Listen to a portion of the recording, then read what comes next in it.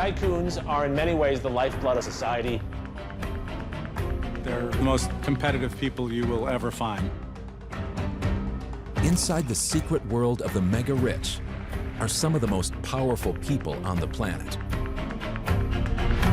This time, China, the second largest economy on the planet. I mean, if I didn't see a new high-rise in the morning, I felt a little jittery. The world's factory that also mass produces billionaires. Many of the stories are like, wow, hold the phone, it's incredible. But its tycoons have to respect the rules imposed by the party. Xi Jinping simply will not tolerate any tycoon who openly challenge the party.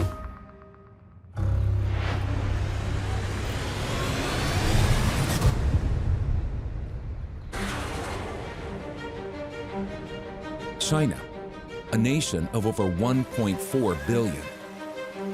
It's generating over 200 billionaires a year, faster than anywhere else in the world. China is a kind of billionaire factory. Today's China has been coined the bling dynasty. It's an explosion of ostentatious wealth after decades of oppression. I watched China go from bicycles to Bentleys. The fanciest clothes, handbags, lots of different jewelries, up to tens of thousands of dollars. And the people driving this incredible growth are China's tycoons. These men and women are changing the world and the way we live in it.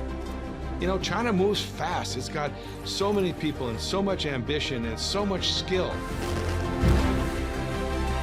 But China's tycoons are facing a new threat. They are at risk of becoming pawns in an economic Cold War between China and the West. As Americans, we should all be concerned about any company beholden to a foreign government to burrow into the American telecommunications market. And China's population has become less tolerant of its homegrown ultra-rich. China is one of the most unequal society in the world today, in spite of having a communist party governing it. With shades of the hardline past, alarming news reports like these highlight how President Xi Jinping has taken extreme action against some billionaires. He was spirited out of that hotel along with his bodyguards and then taken to the mainland.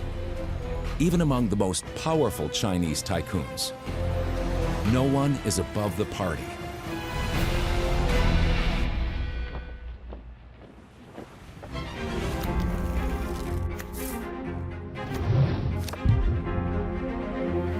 Jack Ma was one of the planet's wealthiest men.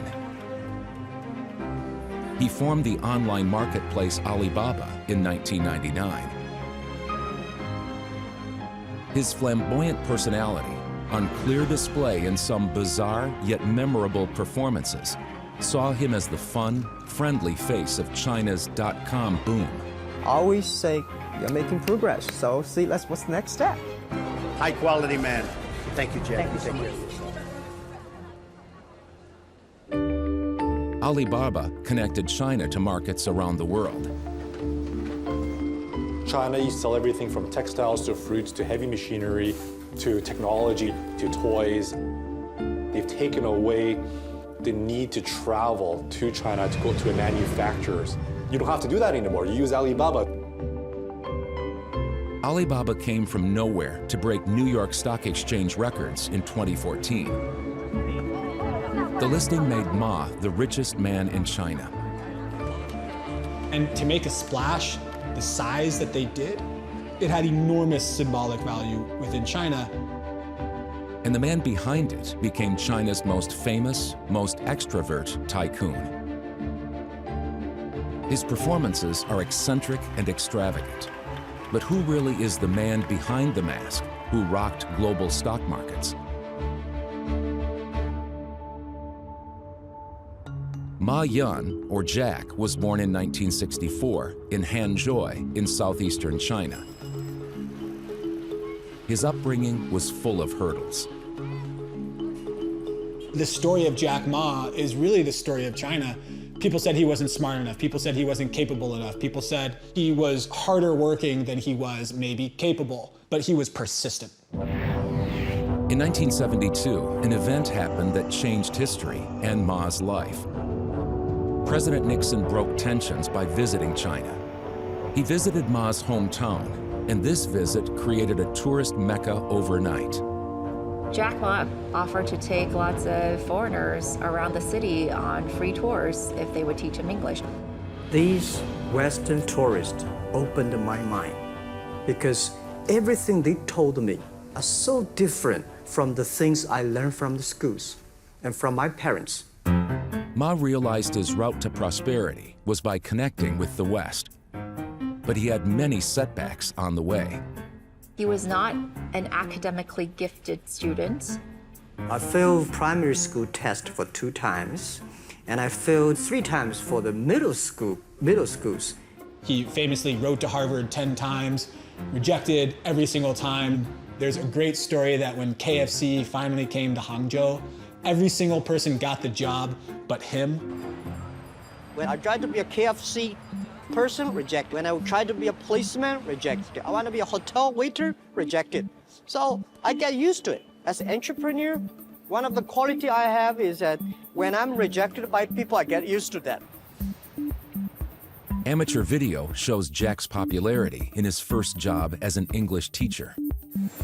But it was a trip to the US in 1995 that he saw a way to make it big. A friend showed him the internet. His first efforts with what he learned were caught on camera. And my friend said, this is internet, search whatever you want. So I searched the first word, beer. I don't know why, because it's easy to spell, baby. But there's no beer from China. So we made a small, very ugly looking page called China page. I got a phone call from my friend. He said, Jack, you know, you got 5 emails. I said, what is email? Jack Ma realized the web could connect foreign businesses to China. He came back to China and Alibaba turned into this e-commerce behemoth. At home, Ma became incredibly popular. But some began to say the fame had gone to his head.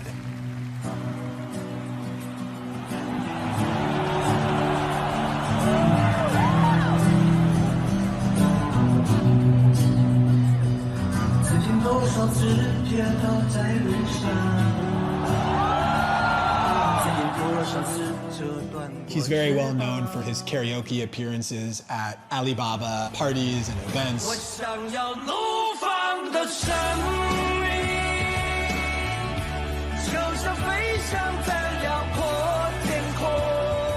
That became more and more eccentric as time went on. But is he sort of like this billionaire playboy?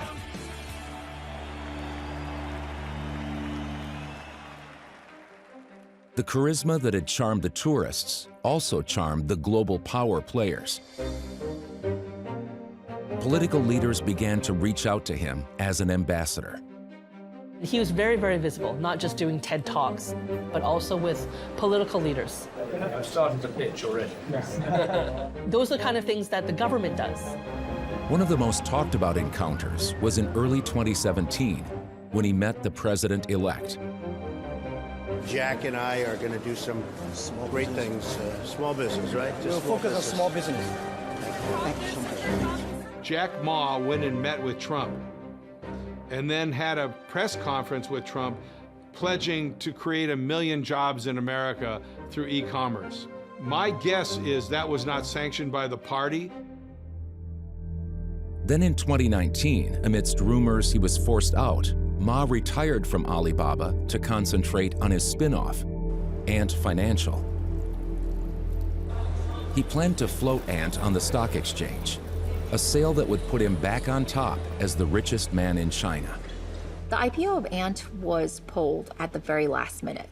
The Ant Group's listing in both Shanghai and Hong Kong have been suspended. It was going to be the largest IPO in the world at that point, of almost $35 billion raised. So this was a huge shock to everyone, to the whole world. Some believe Xi Jinping blocked the sale after Ma mocked the government at a business conference. 好的创新不怕监管，但是怕昨天的方式去监管。 Jack Ma had made this very, very offensive, incendiary speech to China's top banking regulators. 中国的金融的当铺思想。 Then Jack Ma disappeared.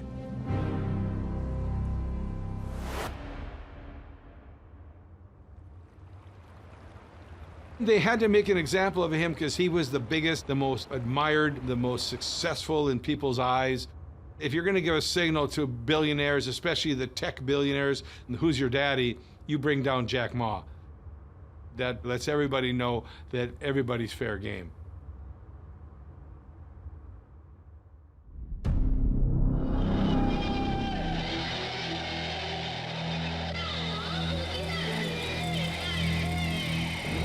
The man who brought the Communist Party to power in 1949, vowing to eliminate capitalism and class, is Mao Zedong.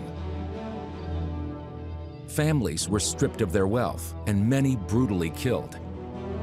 The banning of private farm ownership also led to tens of millions dying from famine. The first 25 to 30 years of Communist Party rule under the Mao Zedong, China underwent some pretty horrific experiences, including the Great Leap Forward, where in about 3 years, 40 million or more people starved to death.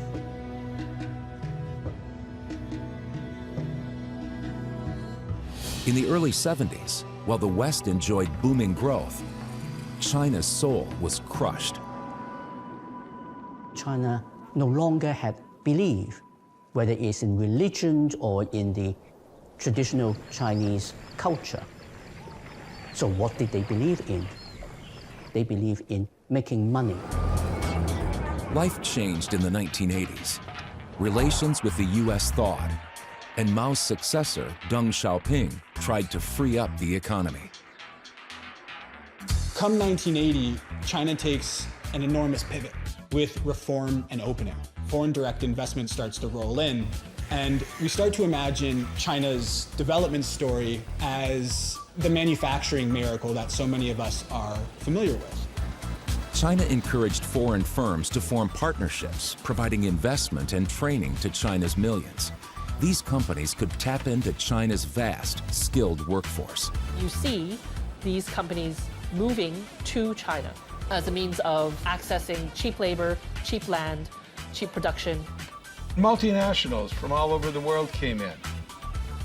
China was the new gold rush.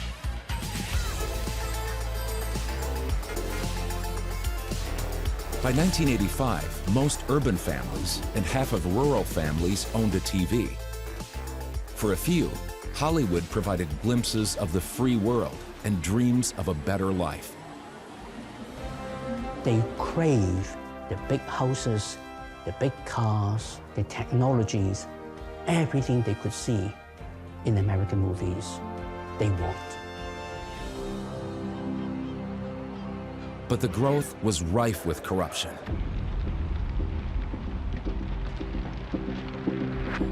The people started asking for a different China, a democratic one.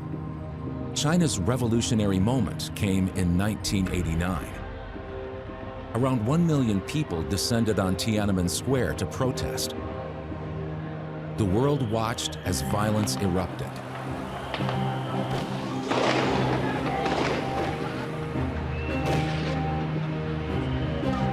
Hundreds, perhaps thousands of people were killed. It was really an assertion that Communist Party control over China was always the most important goal for China's leaders.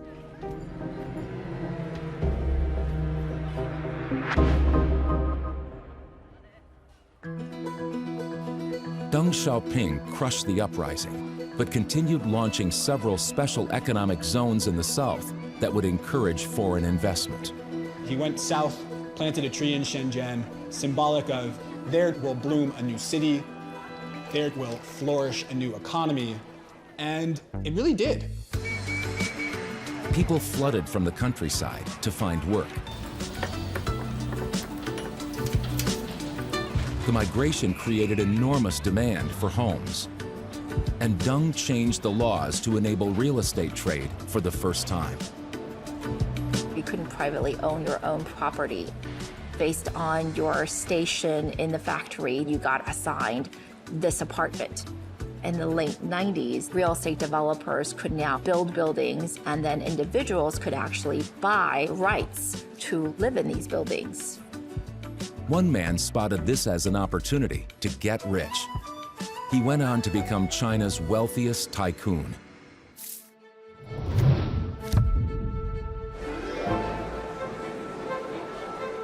Wang Jianlin is the founder of Dalian Wanda, a global conglomerate. Glossy and bold marketing on its website portrays its position as the world's largest commercial property enterprise. It owns shopping malls, cinemas, sports teams, luxury hotels, and theme parks.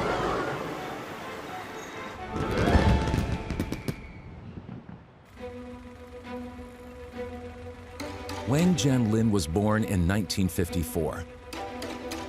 His father fought for Mao's Red Army. At 15, Wang too became a soldier. He eventually ended up in charge of a state-owned property group. When that privatized in the early 90s, he emerged as the majority owner.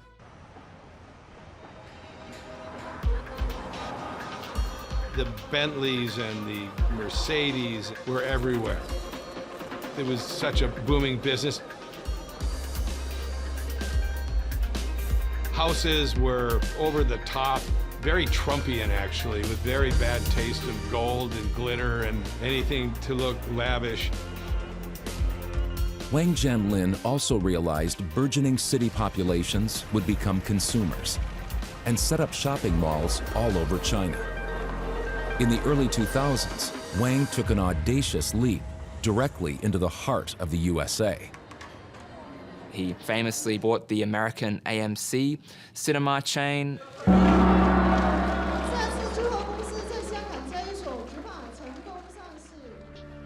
Wang's shopping spree in entertainment continued into Hollywood.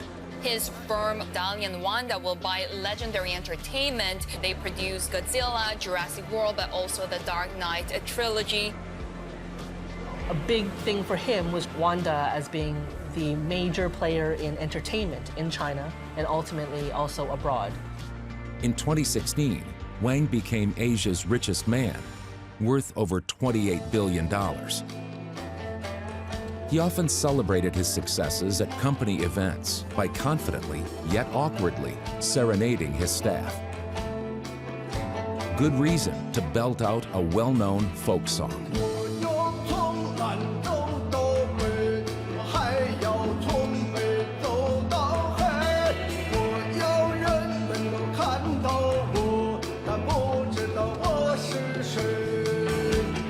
He's got a flamboyant personality, but different from Jack Ma.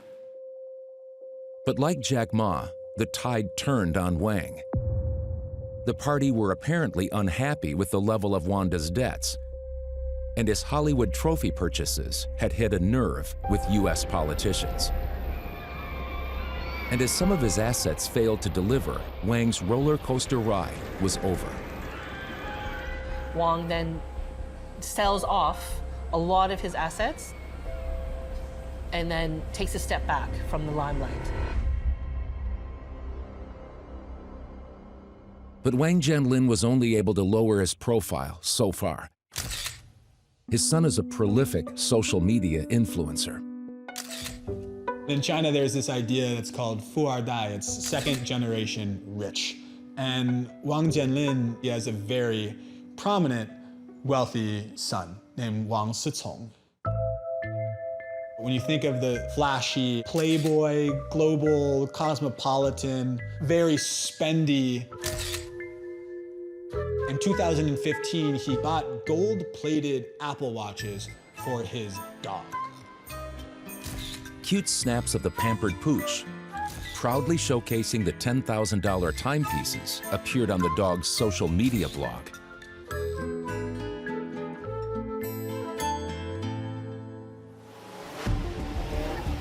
The post went viral for all the wrong reasons. It was symbolic of a generation of ultra-rich kids. You can imagine that sitting on the side of the road eating $1 street food, and then you see a Lamborghini fly by, the ultra-wealthy flashing their wealth, was beginning to create more distaste. Overt displays of wealth and debt may have been tolerated before Xi Jinping, but changes were afoot. In 2012, a new paramount leader was elected. 我宣誓，忠于中华人民共和国宪法。 Xi Jinping has a strong communist bloodline. His father fought in the Red Army in the 1930s.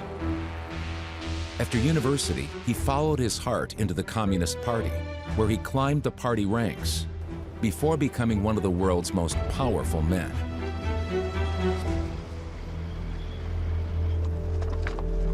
The Chinese Communist Party has always played an instrumental role in the lives of China's wealthy.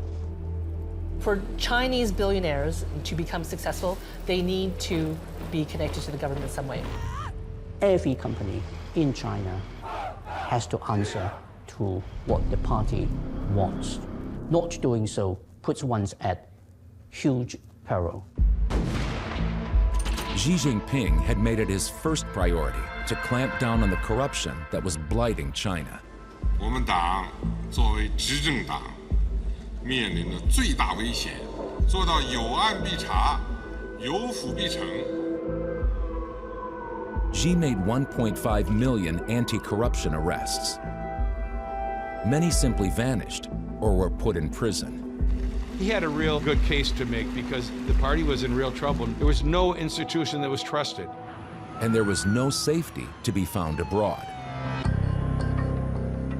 He first introduced something called Operation Fox Hunt, which has since been superseded by Operation Skynet. And in some cases, they were involuntarily helped to return to China. Some people will call it basically being kidnapped back to China. Some allege the real motive behind Xi Jinping's anti-corruption drive was to remove any potential political enemies and cement his power.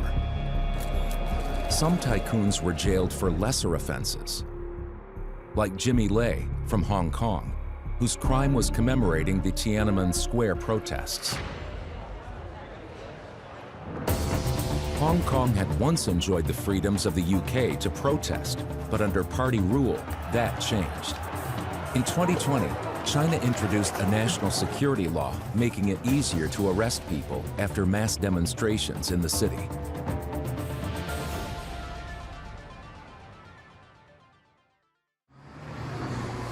There's one man who's avoided the scrutiny of Xi Jinping. Instead, US intelligence has been the thorn in his side.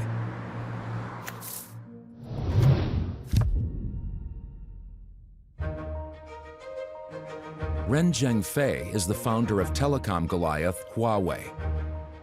His company manufactures Wi-Fi network hardware and has annual sales totaling $100 billion. Born in 1944, Ren Zhengfei lived through the Cultural Revolution. But video portraying his life through the company lens showed how, despite this, he always considered himself lucky. 在我那个小时候，我在那个县呢，这个乡镇呢，其实是很贫穷的。我们家庭就算好一点的，因为我们父母都是教师嘛。那好一点的标志呢，我们家炒菜是可以放盐的。Ren Zhengfei started off in the Chinese military, and eventually he left the military and started Huawei, this kind of upstart telecommunications technology firm. Archive footage from the early years showed how Ren started Huawei with a little over $5,000 from a decrepit apartment in Shenzhen. It gave an insight into bygone telecom equipment that helped the company quietly make a meteoric rise. Huawei's initial success was linked closely to its contracts with the Chinese government and with the Chinese military. Huawei's architecture was ambitious too. Each area of its research and development campus represents a European city. It even has its own metro system. They're just an R&D machine. By 2016, when that investment started paying off, Huawei became a major point of contention in the USA. They would come in and undercut on price. It looked like they were carrying out a government mandate. The company appeared to come from nowhere, and in the summer of 2017, Huawei's sales outstripped Apple's. Concern in the West increased when Huawei leapt ahead in the 5G race across the globe. 5G networks are set to power the next technological revolution. If you do not stop Huawei, the majority of the world is supplied by the Chinese, and the West isn't. So that is a major security risk. Ren cites his success to being privately owned. But the true holding of Huawei is a contentious issue. The problem with Huawei is you just don't know. They say it's employee-owned through some very, let's just say, not very convincing ways. Concerns that Huawei is a Trojan horse of the Chinese government only escalated. As Americans, we should all be concerned about the potential for any company beholden to a foreign government to burrow into the American telecommunications market. The fight became personal when the DOJ charged Ren's daughter, his chief financial officer, with fraud and conspiring to violate sanctions. After 3 years under house arrest, the charges were dropped. Ren Zhengfei fiercely argued its independence. We will never undertake any spying activities, and we will never accept anyone's instructions to install a backdoor. The US stepped up their campaign, urging other countries to boycott Huawei.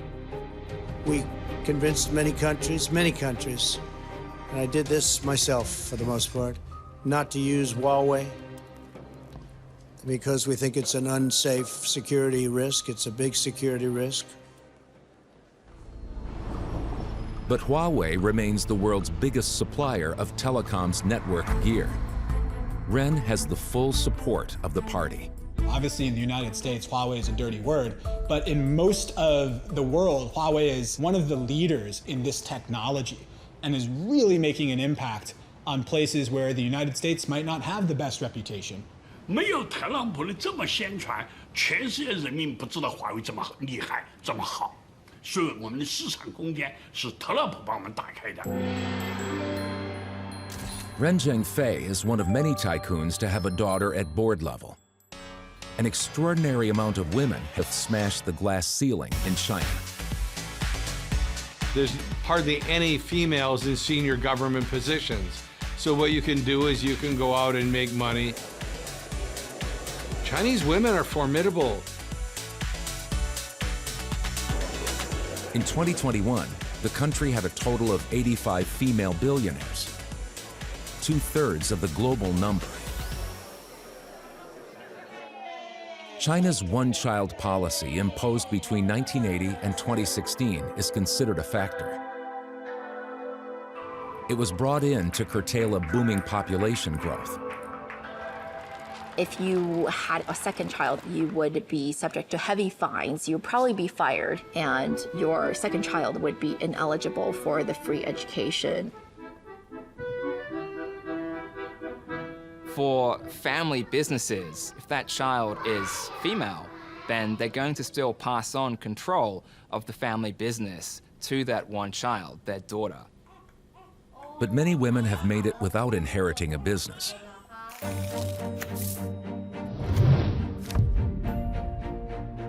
One such lady is Zhou Chunfei. In 2017, she became the richest self-made woman in the world. Zhou Chunfei is known to have a sharp and daring business mind. 不能只是担心失败，我就不去创新。像企业来讲，我相信，但是10个创新里面有5个就已经，我觉得已经很成功了。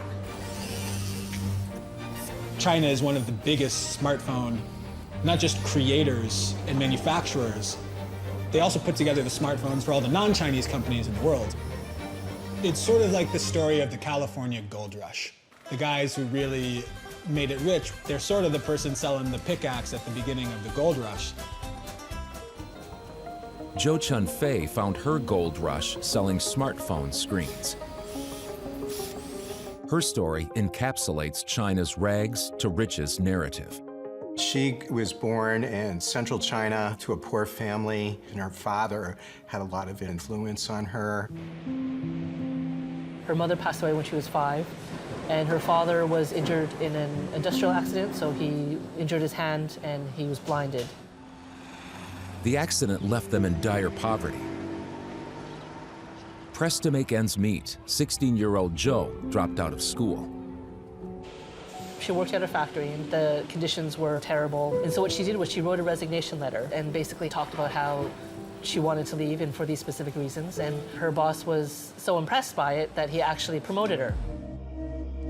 In 1993, with just $3,000 in savings, Zhou started her own business called Lens Technology. They were making the glass for watches. And then Motorola approached them to help them with their new Razr mobile phone. Zhou got her second big break when the iPhone launched in 2007, and she was chosen to supply the screens. She put up her apartment as a guarantee to get a loan for new equipment. From there, it just kind of took off. They produced the really high quality screens for Apple as well as for Samsung. In 2020, Lens profits almost doubled to $31.6 billion. Zhou's lifestyle now couldn't be further from her humble start.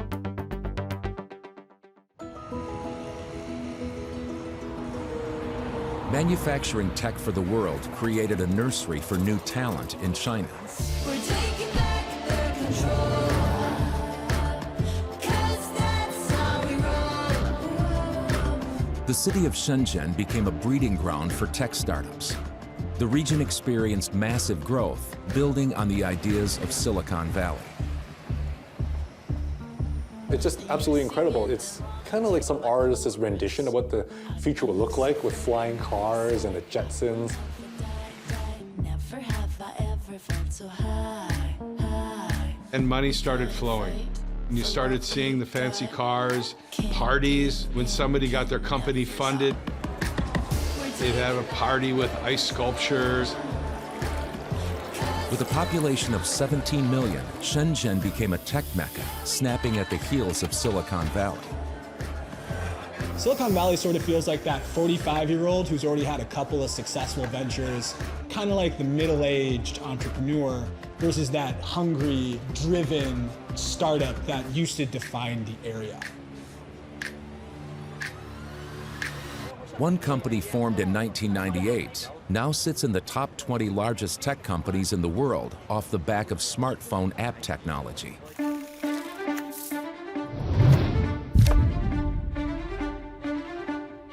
Ma Watang, aka Pony Ma, is one of the richest people on the planet. He co-founded Tencent, an internet colossus and gaming empire.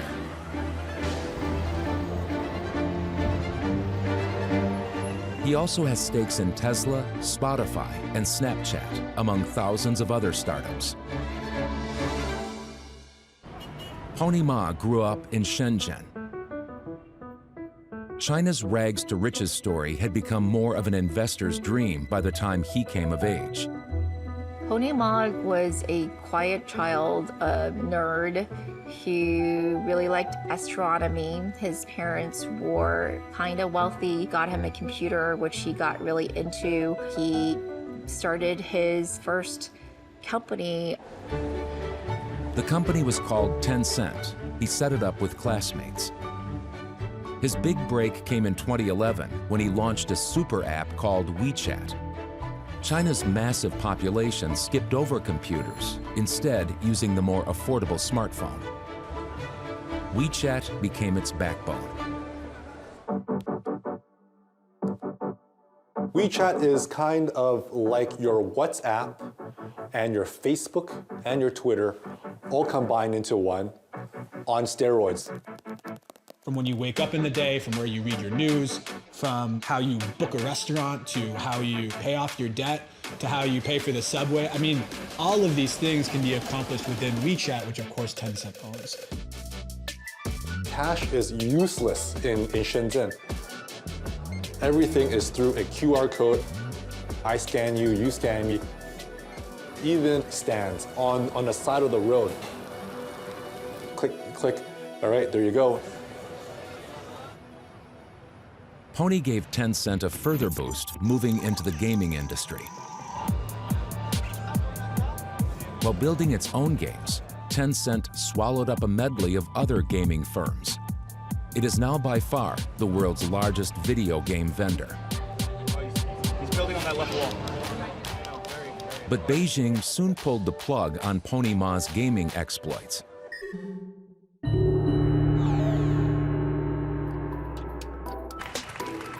So-called Grandpa Xi was unhappy with the time kids were spending online. He introduced laws to limit access. Under 18s could now only play for 1 hour on Fridays, weekends, and public holidays. The concern that the government had was if you're in front of the screen the whole time, your social skills become quite retarded that way. Basing your life on likes, which are things that we talk about in the West, is quite a concern. It's just that the Chinese government has acted on it. The gaming laws were part of wider reforms that would have a devastating blow on China's tech giants. President Xi empowered his crackdown regulators to go after platform companies like Tencent. They were accused of creating monopolies. Pony Ma has always denied that Tencent has acted as a monopoly. Tencent was one of several fined by China's regulators, and its value plummeted in mid-2021. It had a merger deal blocked, and new registrations to WeChat were temporarily suspended. Perhaps reflecting on the treatment of his competitor Jack Ma, Pony Ma appeared instantly compliant. In this new era of tight political scrutiny of China's billionaires, Pony Ma's approach has been much smarter than that of Jack Ma. Pony Ma, I think, has recognized that China's tycoons need to keep a low profile. Jack Ma actually reappeared in January 2021. In what was coined the hostage video, he was seen addressing village teachers on state media. 今年因为疫情的原因啊，我们不能在三亚见面。 But Ma's company, Ant Group, was broken up by regulators. Xi Jinping wants a fairer society, expecting the wealthy to be more charitable. Jack Ma is now concentrating on philanthropy. Several others have followed suit, leaving senior posts. There's a sense that people that have done really well ought to have more sense of social responsibility and be willing to give back. And one billionaire's company donated $375 million to fight the world's COVID pandemic.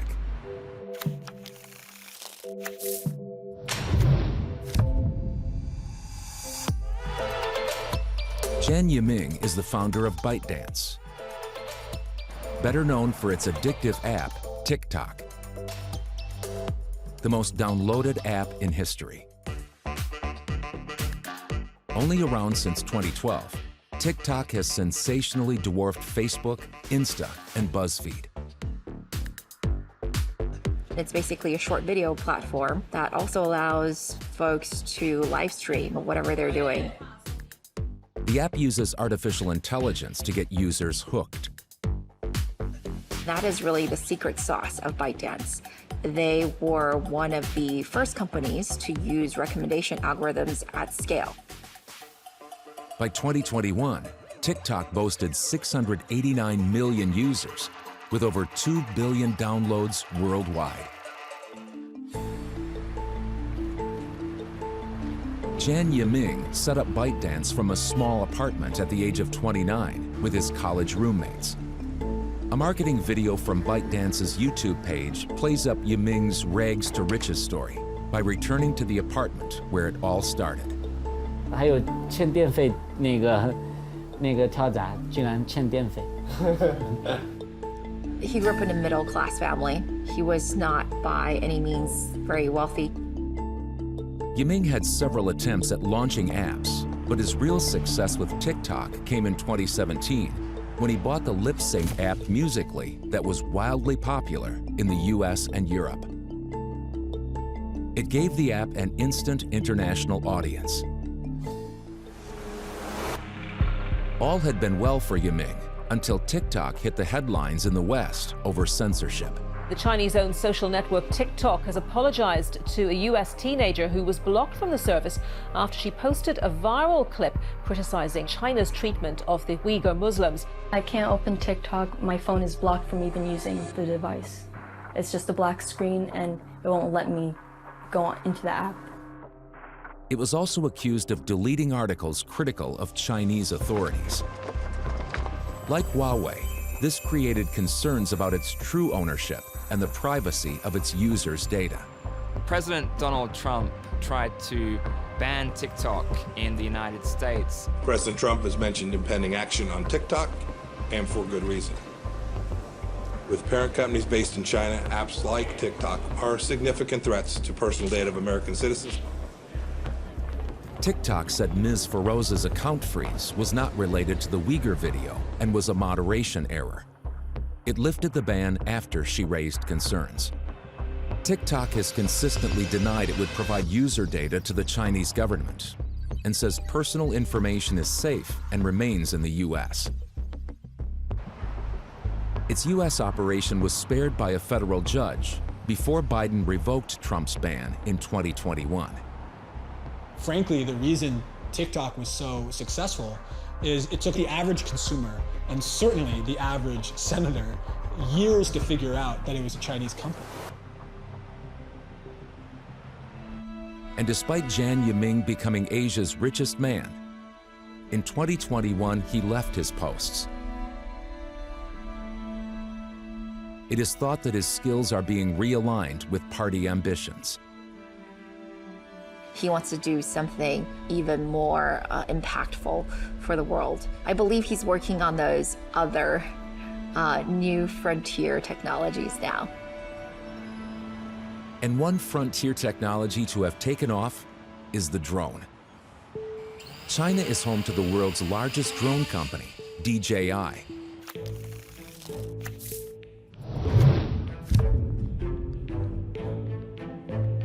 Frank Wang is one of China's formidable baby billionaires.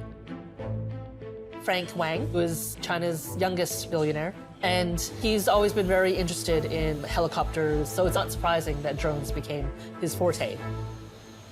The commercial drone industry is big business. It's worth well over $18 billion globally.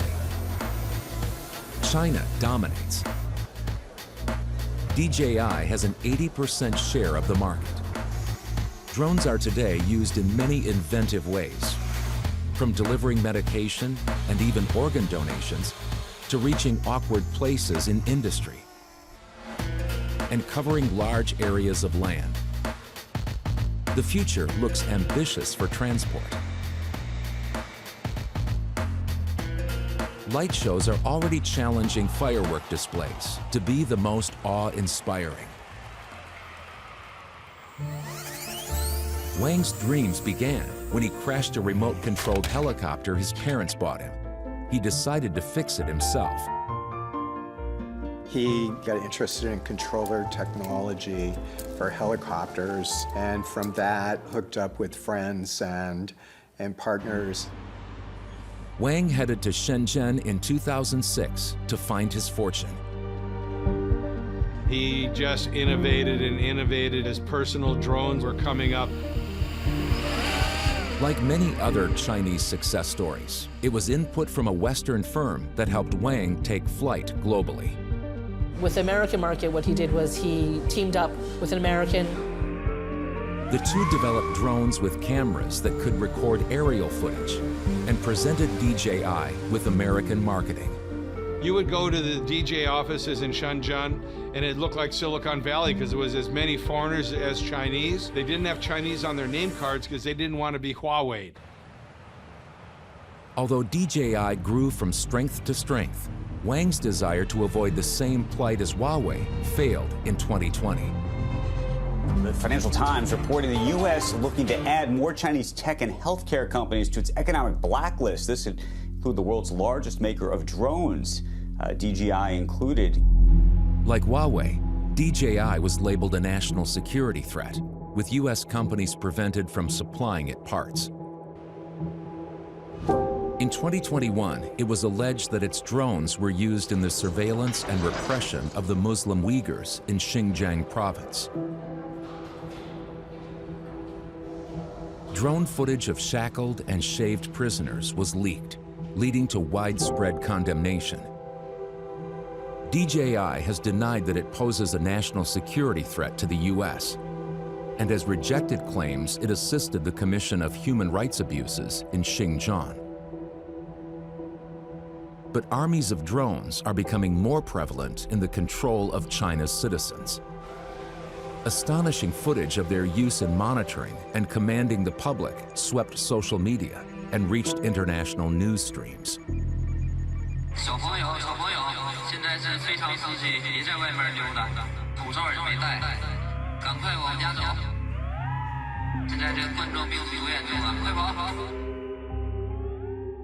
The country taking some extraordinary measures to contain this outbreak.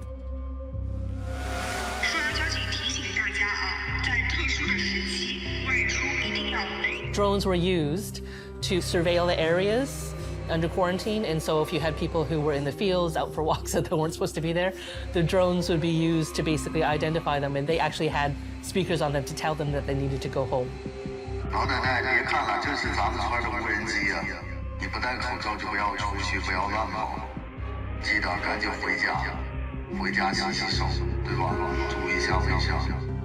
China has become the world's most prolific surveillance state.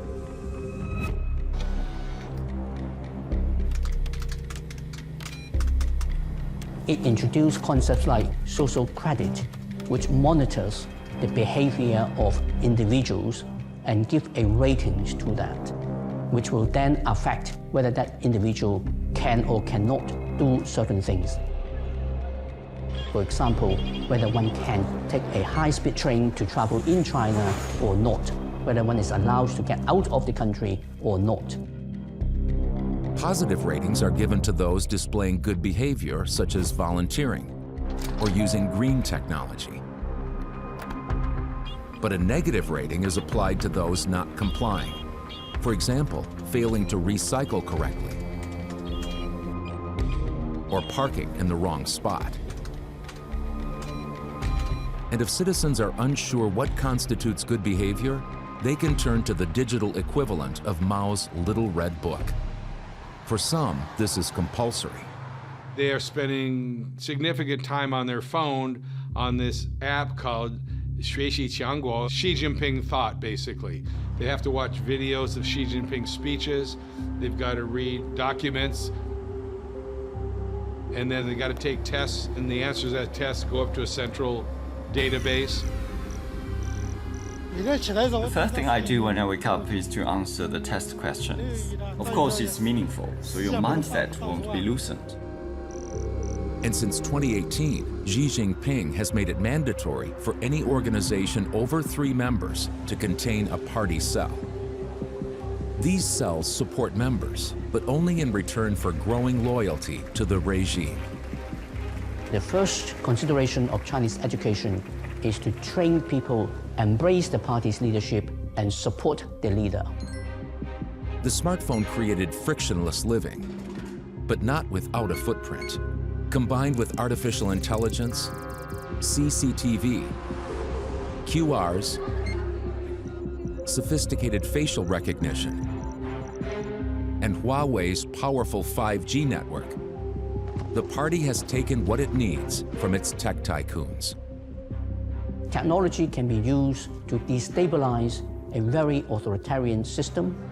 It can also be used to strengthen the capacity of that authoritarian systems to stay in power. Xi Jinping is highly popular among the masses. But could Xi fully close down the Bling dynasty? Or will the hostile landscape push the next generation abroad? More and more Chinese entrepreneurs are leaving the country. So in the future, when we look at a Chinese billionaire list, we may see entrepreneurs who are working on businesses that aren't even available in China. Given China's tightening authoritarian ideology, though, will the Western world ever be as welcoming to its highly ambitious next generation? The Chinese government's actions and distrust is ruining their ability to be global entrepreneurs. That's a very, very sad thing to see happening.